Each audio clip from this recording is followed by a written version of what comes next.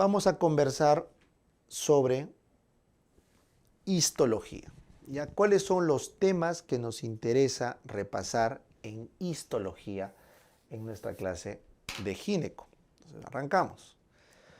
Bien, lo primero que tenemos que repasar en histología es lo que más nos preguntan, que es el cáncer de cervix y el cáncer de mama y el cáncer de ovario. Entonces, para esos tres cánceres tenemos que saber histología. Y bueno, último, para el cáncer de útero, que es el menos preguntado. Entonces, vamos con la histología de la mama. Primero, tienen que recordar que la mama es una glándula sudorípara altamente modificada. Es una glándula sudorípara altamente modificada, que se desarrolla a lo largo de la línea mamaria. Los mamíferos tenemos una línea mamaria que va desde la axila hasta la ingle. Por eso tu perrito, tu gatito, tienen sus mamas en toda la pancita. Pero en el humano todos regresionan y solamente quedan las mamas en la zona pectoral. Excepto que a alguno no se desarrolle y le queda un pezón o una mama supernumeraria, ¿ya? Que son defectos congénitos porque no se regresionó la línea mamaria correctamente. Muy bien, entonces esta línea mamaria tiene un seno lactífero que empieza a proliferar como un divertículo lactífero y va entrando hacia adentro. O sea, si esto es la piel, va entrando, va proliferando hacia el mesénquima, como unos dedos, como ven acá, y se va formando la glándula mamaria. ¿Ya? Esa glándula mamaria tiene tres etapas de desarrollo. ¿Correcto? La primera etapa ocurre al momento de la etapa fetal. Los estrógenos fetales de la placenta hacen que tanto masculino como femenino desarrollemos una mama rudimentaria. ¿Listo? Por eso todos nacemos con una mamita rudimentaria. El segundo brote de la mama es en la pubertad de las chicas. Las chicas, por su estrógeno y progestágeno, desarrollan su glándula mamaria más que los chicos y tienen su desarrollo mamario de la pubertad. Pero esa no es tu mama en su máxima evolución, ¿eh? Es como Pokémon, ¿no? Charmeleon, Charizard, Charmander, Charmeleon, Charizard, ¿no? Tiene 3 evoluciones la mama, igualito que Pokémon. Entonces, en la pubertad te quedaste en la segunda evolución. ¿Cuándo tu mama se vuelve Charizard? ¿Cuándo? Correcto, con la gestación. La gestación hace que se produzca tanta progesterona y tanto estrógeno que la mama hace su tercer brote y alcanza su tamaño adulto. Así que la mama de una mujer no está desarrollado sino hasta después de su primera gestación. ¿Listo? Muy bien. Entonces, en este desarrollo participan dos hormonas. Los estrógenos, que se especializan en el desarrollo ductal de los ductos, y los progestágenos, que se especializan en el desarrollo lobulillar. Si bien es cierto, ambos hacen ambas cosas, pero el gestágeno tiene como que más predisposición al lobulillo, mientras que el estrógeno al ducto. ¿Ya? Muy bien. Entonces, histológicamente hablando, ¿qué deben saber? Primero, que a la mama o en el desarrollo de la mama se forman estos conductos galactóforos principales que estoy pintando de amarillo. Conductos galactóforos principales. Esos conductos galactóforos principales, que son más o menos 15 a 20, todos terminan en el pezón, en un orificio del pezón. ¿Ya? Pero antes del orificio del pezón tienen estas dilataciones que se conocen como los senos lactíferos. Senos lactíferos, donde se acumula la leche para que sea más fácil la lactancia. ¿Ya? Bien. Ahora, estos conductos galactóforos principales, como son 15 a 20, configuran 15 a 20 lóbulos mamarios. Entonces, esto que voy a pintar de amarillo viene a ser todo un lóbulo mamario. ¿Por qué, profe? Porque es todo lo que le drena a un conducto galactóforo principal. Entonces, todo este de acá abajo, este es otro lóbulo y finalmente este es otro lóbulo. Entonces, en este esquema tenemos 3 lóbulos, de los 15 o 20 que hay. ¿Listo? Luego, dentro de este lóbulo se desarrollan unos ductos, ya no son principales, serán secundarios, terciarios, ¿no? Eso no nos interesa. Pero a medida que se va ramificando, llegamos al final, que voy a pintar de azul, que es la unidad ducto-lobulillar terminal. La unidad ducto-lobulillar terminal. Y esa unidad ducto-lobulillar terminal, básicamente, está conformado por los lobulillos, o los acinos, perdón, los acinos mamarios, y esto que es el ducto terminal, la unidad ductal terminal, porque no hay más ramificaciones. Entonces, esta unidad ductal terminal, con la suma de todos sus acinos, configuran lo que se conoce como lobulillo. Eso es un lobulillo mamario. Entonces, cada uno de estos que están viendo acá son lobulillos mamarios. Y miles de lobulillos mamarios drenan en un solo lóbulo mamario que tiene su conducto lactóforo principal. ¿Está bien? ¿Y por qué es importante este lobulillo, como les muestro? Porque el lobulillo tiene esta cosa de verde que estoy pintando, que es un estroma. Recuerden que el estroma es lo que soporta un tejido y el parénquima es la función del tejido. Entonces, ese estroma que estoy pintando de verde es el estroma intralobulillar. Entonces, ese estroma que está dentro de los lobulillos se conoce como estroma intralobulillar, este de acá. Estroma intralobulillar. Y es importante que ese estroma intralobulillar se le diferencie del estroma que está afuera. Afuera, entre lobulillos, porque esto es dentro de, ahí está, son ejemplos, bueno, son esquemas. Entonces, todo esto que estamos pintando acá es estroma interlobulillar, ¿ya? Entonces, el estroma que está dentro de los lobulillos, vamos a hacer acá, creo que este esquema los va a confundir un poco, vamos a hacerlo más preciso, ¿ya? La unidad ducto lobulillar terminal lo vamos a poner acá. La unidad ducto lobulillar terminal. ¿Está bien? Pasa que este es el último ducto, para que no se confunda. El que ya no tiene ramificaciones. No podía ser este porque todavía tiene ramificaciones. Este de acá. Entonces, esto que están viendo acá, esta unidad ducto lobulillar, con sus acinos, ¿no es cierto? Cada acino, imagínense que está sumando, va a dar ¿qué? Un lobulillo. Un lobulillo. Lobulillo, lobulillo, lobulillo, lobulillo, lobulillo. Ya, mejor así. Lobulillo, lobulillo. Y cuando varios lobulillos se juntan y drenan en un conducto galactóforo principal, este de acá, ¿cómo se llamaría entonces? Lóbulo, ¿ya? Mejor lo vamos a hacer así. Lóbulo. Entonces, todo esto sería tu lóbulo porque drena en un conducto galactóforo principal y cada chiquito sería tu lobulillo con su unidad ducto lobulillar terminal. Ya lo estoy tratando de hacer a escala para que no se me confunda. ¿Ya? Porque yo puedo haber hecho este corte acá chiquitito y me quedaba no con un conducto galactóforo principal, sino me quedaba con un ducto de colección normal y obviamente cada uno vendría a ser un acino. Entonces, para mantener la proporcionalidad, entonces vamos a suponer que esto que he cortado viene desde acá el corte, ¿ya? Desde el conducto galactóforo principal, ¿ya? Entonces, ¿qué les estaba diciendo? Les estaba diciendo que dentro de este lobulillo, esto que está de verde, es el estroma intralobulillar, que responde a estrógenos y progestágenos.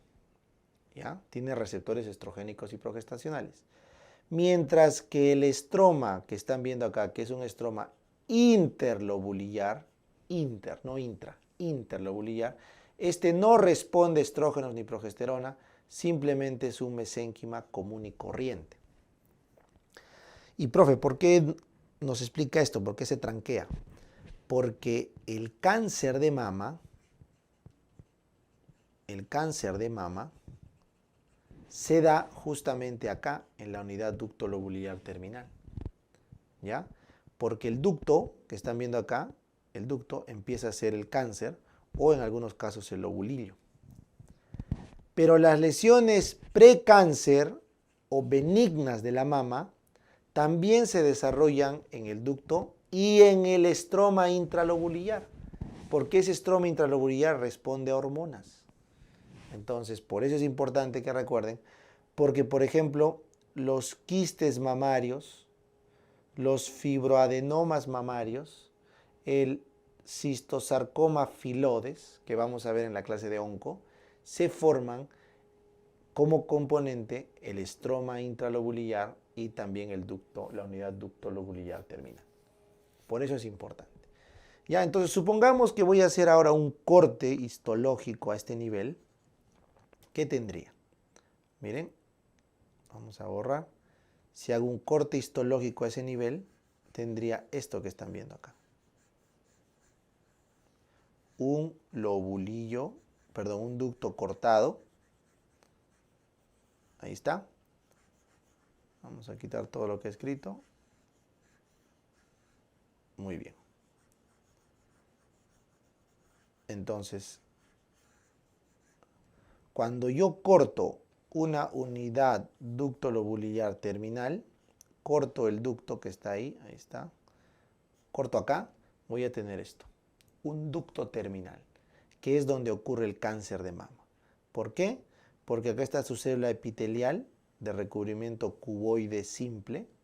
Estas son sus células de recubrimiento, que algunas son mioepitelio, su vaina y células madre de recambio. Entonces, acá en este túbulo es donde aparece el cáncer. Acá aparece la displasia mamaria y luego viene el cáncer de mama. ¿Ya? Por eso es importante que recuerden. ¿Y cómo se ve eso a la histología? Así. ¿Ya? Este ducto que están viendo ahí, cuando lo vemos en un microscopio con la tinción adecuada, se ve como ven así. Su cápsula, su recubrimiento ahí está. Por ahí aparecen, esto de rojo, ¿no? La parte capsular. Aparecen unas células madre, que vendrían a ser estas de acá, más vasocelulares, estas células madre, ahí están. Y luego aparecen las células cuboides, estas células cuboides de recubrimiento. Pero si te das cuenta, acá hay muchas. 1, 2, 3, 4, muchas. Entonces acá ya está viendo una hiperplasia. Una hiperplasia ductal. Porque acá están separadas, bonitas, ordenadas. Acá hay una hiperplasia. Y eso obviamente es porque esto reacciona a los estrógenos. El ducto, te dije, reaccionaba a los estrógenos. Mientras que el óvulo, el ovulillo o el acino, a la progesterona. ¿Ya? Entonces, eso es lo que yo quería que repasen en la histología de la mama. La unidad ducto lobulillar terminal. Muy bien, entonces hacemos un último repaso. Entonces, la mama tiene un seno lactífero que drenan, que es la dilatación de un conducto galactóforo principal, que lleva todos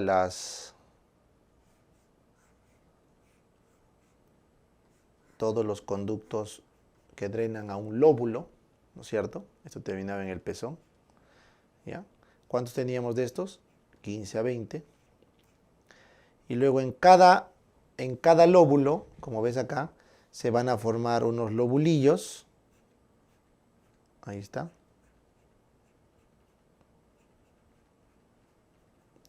Unos lobulillos.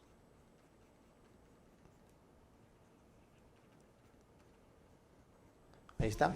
Y estos lobulillos van a caracterizarse por tener a la unidad ducto lobulillar terminal, ¿no? Que es lo último que queda de conducto y ahí nomás viene el acino mamario. ¿No es cierto? Entonces, millones de unidades ductolobuliliares terminales configuran un lobulillo y ese lobulillo juntos, varios de ellos, terminan formando todo un lóbulo. El estroma, que está dentro del lobulillo, se llama estroma intralobulillar, que responde a hormonas, ese de verde. Y el estroma, que está fuera del lobulillo o interlobulillar, no responde a hormonas. Por lo tanto, el cáncer de mama se aloja en la unidad ductolobulillar terminal o también puede alojarse las lesiones precancerígenas en el estroma intralobulillar. ¿Listo? Eso van a recordar para nuestra clase de cáncer de mama y patología benigna de mama. ¿Ya? Muy bien. Ahora sí, vamos a conversar de la histología del útero. ¿Ya? Entonces yo quiero que recuerden que el útero, el órgano genital femenino interno, está principalmente compuesto por un cuerpo, ¿no es cierto?, un cérvix y un fondo. Esas son las partes del útero, ¿ya? Pero histológicamente tiene 3 capas.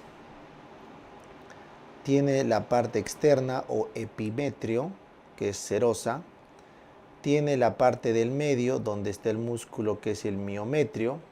Y tiene la parte interna, esta de acá que estoy pintando, que es la que tiene contacto con la cavidad, que viene a ser el endometrio. ¿No es cierto? El endometrio. Entonces, si yo hago un corte, o mejor dicho, si yo me fijo en el cérvix, voy a notar que este endometrio termina en algún punto del cérvix y luego se continúa con el tejido de la vagina, que voy a hacer acá de color verde. Entonces, cuando hago un zoom ahí, justo me encuentro con esto. ¿Qué es esto? A ver, ahí está. Esto que están viendo es el cérvix. Esto que está viendo acá es el canal endocervical. El canal endocervical. Número 2. Esto que están viendo es la parte que sale del cérvix. Es el ectocervix. Ectocervix. Por eso el canal endocervical también se conoce como endocervix. Y la parte que sale de la vagina es el ectocervix. Y obviamente lo que están viendo acá es el orificio cervical externo, pues, ¿no?, que está hacia afuera. Y terminando acá el orificio cervical interno. ¿Ya? Entonces, lo que nos interesa histológicamente es que en algún punto, como van a ver acá, el epitelio plano poliestratificado de la vagina, plano poliestratificado no queratinizado vaginal, se encuentra con el epitelio del endometrio, que es un epitelio cilíndrico simple. Cilíndrico simple. Entonces, este endometrio en el cérvix termina encontrándose con el epitelio de la vagina. Entonces, hacemos un corte microscópico ahí, tenemos justamente eso. El cambio del epitelio cilíndrico simple, monocapa, migra, transforma, se cambia, eso se llama metaplasia, hace una metaplasia al epitelio plano poliestratificado no queratinizado de la vagina. Hace una metaplasia. Metaplasia. Entonces, el tejido adulto cilíndrico simple del endometrio, que estaba en el endocervix, migra hacia una metaplasia, hacia un tejido adulto también, que es el de la vagina, epitelio plano poliestratificado no queratinizado. ¿Y por qué hace esta migración? Por el pH. El pH en la vagina es de 4 a 4.5. Es ácido. Entonces, ese pH ácido necesita un epitelio adulto, plano, poliestratificado, no queratinizado. Entonces, este epitelio cilíndrico simple no podría soportar el pH ácido de la vagina. Por eso hace metaplasia. Se cambia, se transforma. Y cuanto más ácida es la vagina, esta unión escamocolumnar, así se llama, unión escamocolumnar, así se llama, esa unión escamocolumnar se va metiendo en el endocervix, porque el ácido de la vagina lo va empujando hacia adentro del endocervix. ¿Y eso es bueno o malo? Eso es bueno, porque este lugar de la metaplasia es un lugar vulnerable donde el virus del papiloma humano puede infectar y causar el cáncer de cérvix. Por eso, cuanto más adentro de tu endocervix esté la unión escamocolumnar, estás más protegida del BPH. Y eso suele ocurrir pasado la adolescencia, o sea, pasado más o menos los 19 años. Porque la menarquia arranca a los 13, 14, entonces requiere varios años para que migre este epitelio. Por eso las chicas que tienen relaciones sexuales tempranamente tienen mayor riesgo de cáncer de cervix. ¿Ya? Bien. Muy bien. Y ahora, profe, ¿qué pasa si hago un corte, como ven ahí? Si hago un corte al útero. Acá estoy pintándoles un corte. Acá. ¿Qué pasa si hacemos un corte en el útero? Entonces, si hago un corte en el útero se va a ver así. ¿Ya? Se ve así. El corte en el útero se ve así. Entonces, afuera les dije que estaba la serosa o epimetrio. Al medio tenemos esta capa muscular gorda que es el miometrio. Y todo lo que está dentro, todo este tejido laxo que ves ahí, es el endometrio. ¿Cómo sé que es el endometrio? Porque veo las famosas glándulas. Estas son las glándulas tortuosas uterinas. Profe, ¿y tan gordo este endometrio? Probablemente estamos seguro pasado el día 14 del ciclo, donde se engorda el endometrio. Y estas glándulas todavía no están tortuosas como para decir que estamos en el día 21. ¿Ya? Este es el endometrio. ¿Listo? En cambio, esta capa muscular que ves acá, ese es el miometrio. Y lo que está por fuera ya es la serosa o epimetrio. ¿Listo? Muy bien. Entonces, eso es la histología básica que yo necesito que recuerdes del útero. Bien. Entonces, partiendo de la imagen anterior, vamos a ver cómo se irriga ese útero. ¿Ya?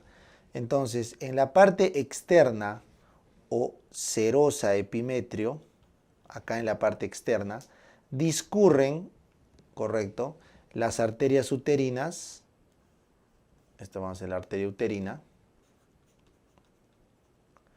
Y justo al límite empieza a botar estas arterias, que serían las arterias arqueadas. Las arterias arqueadas, como ven en el dibujito acá, son ramas de la uterina.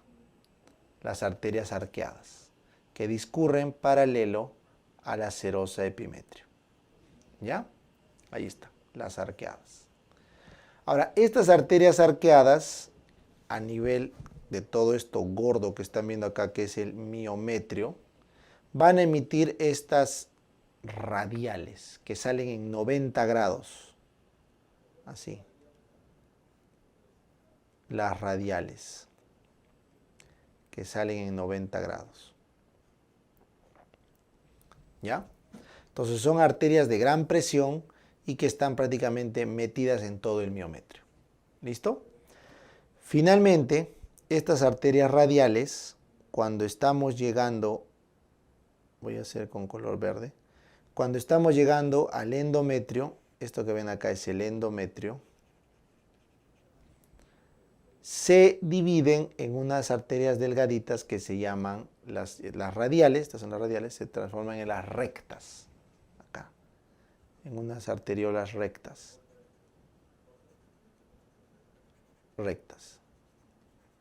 ¿Ya? Que en nuestro esquema no están, porque no está recto, pero no está recto, ahí no veo recto, correcto. Estas arteriolas rectas, cuando tú les pones progesterona encima, le pones progesterona, se transforman en estas que ves acá, que son las espirales. Entonces, estas arteriolas rectas que han visto acá, en presencia de progesterona, se transforman en las espirales, como están viendo acá, que se meten en todo el endometrio. Ya está. Entonces, así es el sistema vascular en el útero, que depende obviamente de la progesterona. ¿Ya? Muy bien. Y profe, ¿qué pasa cuando cae la progesterona en la gestación? Bueno, vamos a ver más adelante. Si cae la progesterona, se produce una inflamación. Estas arteriolas espirales, así se llaman, espirales, se contraen y por lo tanto generan isquemia. Y esa isquemia hace que todo este útero sangre, ¿no? Se esfacele y aparece la menstruación. ¿Listo? Eso quería que lo tengan presente. Muy bien. Entonces, cuando tú haces un corte del útero, vamos a cortar acá. Voy a hacer un corte acá, mira, ahí voy a hacer un corte. Entonces te muestro el útero. Tú vas a tener acá una capa basal decidual, una capa basal o estroma uterino del endometrio. Y acá arriba tienes todo el endometrio como tal. Todo esto que estás viendo acá es el endometrio como tal. Eso que hemos cortado. Pero nota que el endometrio al inicio, esto es los primeros 5 días del ciclo menstrual, está todo caído, esfacelado porque ha aparecido la menstruación. Luego en los siguientes 9 días, o sea más o menos hasta el día 14, vamos a poner acá 9 días, lo cual te lleva hasta el día 14 más o menos, empieza a proliferar, a crecer, hay una no hiperplasia, ese no es el término correcto, simplemente hay un crecimiento. Hay un crecimiento producto de la estimulación estrogénica. Crece porque tiene receptores de estrógeno. Y en el día 14 en adelante detiene su crecimiento, más o menos por otros 14 días, porque acá la progesterona lo que hace es empieza a madurar las glándulas, empieza a hacer que las glándulas sean más tortuosas, más grandes, llenas de glucógeno y detiene el crecimiento endometrial. Esa es la función de la progesterona, detener el crecimiento y hacer crecer las glándulas y que estén tortuosas. Entonces, cuando se acaba la progesterona, más o menos acá 14 días después de la ovulación, más o menos, debe depender del ciclo de cada chica que vamos a ver más adelante, porque el pico de progesterona es en el día 21. Ahorita vamos a ver. Entonces, cuando se caen las hormonas, se libera prostaglandinas y esas prostaglandinas generan una isquemia y esa isquemia produce el sangrado por falta de irrigación. Y como ves acá, la chica regla otra vez. Entonces, histológicamente, tenemos en el útero, en el endometrio concretamente, un estroma o deciduo endometrial, ¿correcto? Luego tenemos una capa basal, como ves acá, una capa basal de células madre que no se pierde nunca. Y luego tenemos una capa funcional. ¿Por qué se llama funcional, profe? Porque es la que crece y decrece con cada ciclo, es la que se está moviendo, funcional. Que en la primera etapa de la regla o del mes crece y en la segunda etapa, esta capa funcional, se hipertrofian las glándulas uterinas endometriales. Y en la última etapa se esfacela la capa funcional para la regla. ¿Y quién irriga la capa funcional? Las arteriolas espirales. ¿Y quién irriga la capa basal? Las arteriolas rectas, porque son las que están justo en la base. ¿Ya? Muy bien, entonces eso es el repaso que quería que tengan de histología uterina. Muy bien, y ahora vamos a ir a la histología ovárica. ¿Ya? Entonces, esta es una histología un poquito más pesada, pero voy a tratar de resumirlo para que sea algo amigable. ¿Ya? Entonces, miren, el ovario como tal está conformado en la mujer adulta por 3 componentes principales. Un epitelio celómico, la capa epitelial. Esto que están viendo acá que son las células germinales, en este caso los ovocitos. Y esto que están viendo acá que es el estroma. El estroma, que puede ser un estroma no funcionante, el que está sin su ovocito, o puede ser un estroma funcionante, el que rodea a la célula germinal u ovocito. Entonces, histológicamente el útero tiene un epitelio celómico, tiene un montón de células germinales en diversos estadios de desarrollo a lo largo de la vida, que se rodean de un estroma ovárico, que si adquiere funciones se llama estroma funcional y si no adquiere funciones se llama estroma de soporte o no funcional. ¿Listo? Entonces, por obvias razones, ¿cuál es lo que nos interesa? Pues nos interesa el estroma funcionante con su célula germinal. Entonces, vamos a estudiarlo acá abajo. ¿Ya? Entonces, todo nace desde las células germinales que habíamos visto que migraban desde la alantoides hacia la cresta gonadal. ¿Se acuerdan? En embriología. Muy bien. Entonces, estas células germinales que están migrando se van a anidar en los cordones gonadales femeninos, se anidan en el ovario, y se rodean de una sola capa simple plana de células estromales y forman el folículo primordial, que es el que se multiplica constantemente durante la etapa fetal y también se muere y al final quedan más o menos 2 millones. ¿Ya?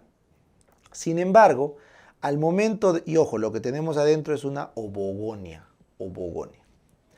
Luego el niño o la niña nace y al nacer, por factores paracrinos internos del ovario, esa ovogonia se vuelve ovocito primario.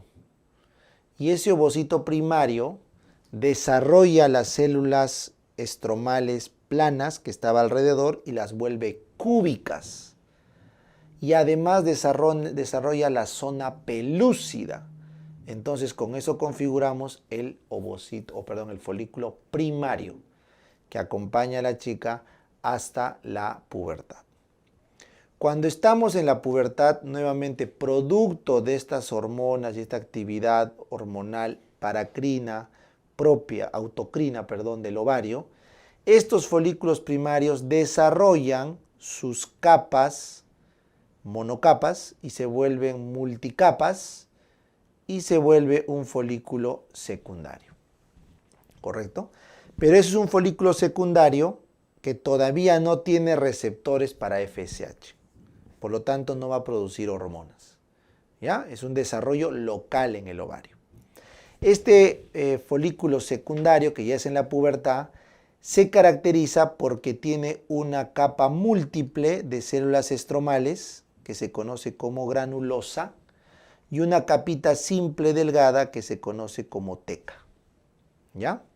Sin embargo, hay un momento en el desarrollo del folículo que empiezan a aparecer los receptores de gonadotrofinas, o sea, receptores de la FSH.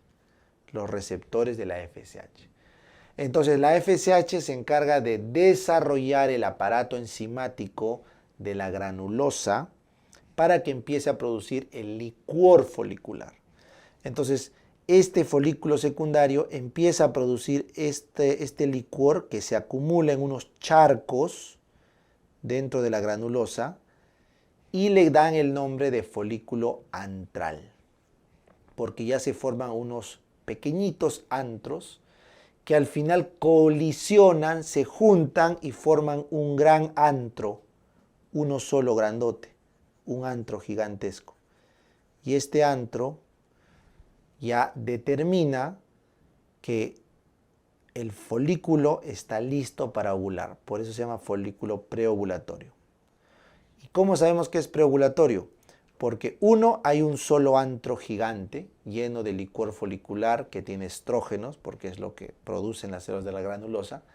Luego tienes una granulosa, como ves acá, que envuelve todo, pero que en la base de la célula germinal se produce, acá esto se conoce como el cúmulo oóforo. Tienes una granulosa que acompaña al ovocito, que es la corona radiada. Y este ovocito, de lo que era primario, acá evolucionó a folículo secundario y acá folículo preovulatorio o de Graf. O sea, el ovocito también ha desarrollado y ha avanzado en su proceso meiótico. ¿Ya? Luego, por acción de la LH, como puedes ver acá, por acción de la hormona LH, la luteinizante, que vamos a explicar más a detalle, se produce la ovulación, que tiene 3 fenómenos. Primero, como ves, se rompe la parte del folículo para que salga el ovocito, ¿no es cierto? Luego aumenta la presión intracanalicular, se llena de presión el centro del antro y explosiona. Y finalmente se completa la meiosis dentro del folículo o del ovocito secundario. ¿Correcto? Entonces se ovula. ¿correcto? Se ovula completo un ovocito secundario. No se llama óvulo, se llama ovocito secundario que ha completado su meiosis, ¿ya? Entonces, este ovocito secundario va a viajar y si es que consigue ser fecundado por los espermas, entonces completará la siguiente meiosis y será un óvulo maduro, recién en la fecundación. Esto no lo explico a detalle porque esto lo ven en Obstetricia. Bien. Entonces, ¿qué es lo que pasa con lo que queda en el ovario? Lo que queda en el ovario es un montón de granulosa, como ves acá, y una capa de teca, que ya tiene múltiples células. Entonces, la LH lo que hace es favorecer el desarrollo de la teca. Entonces, la teca se hiperplasia. Y también, pero con menos intensidad, favorece el desarrollo de la granulosa. De tal forma que se desarrolla el famoso cuerpo lúteo, que se caracteriza porque tiene una teca prominente que produce progestágenos y andrógenos, y estos andrógenos en la granulosa se transforman en estrógenos. Ese es el cuerpo lúteo, que tiene una duración más o menos de 14 días, más o menos 36 horas, y corresponde a toda la fase lútea previa a la siguiente regla. Entonces, ese es el desarrollo de los folículos ováricos que lo estudió Pedersen y le asignó un estadio. El estadio 2 es el fetal, el 3 es el de la infancia, el 4 y el 5 es de la pubertad, el 6, 7 y 8 ya son los antrales y preovulatorios. Y ahí termina. Eso es importante para la clase de fertilidad. ¿Listo? Muy bien.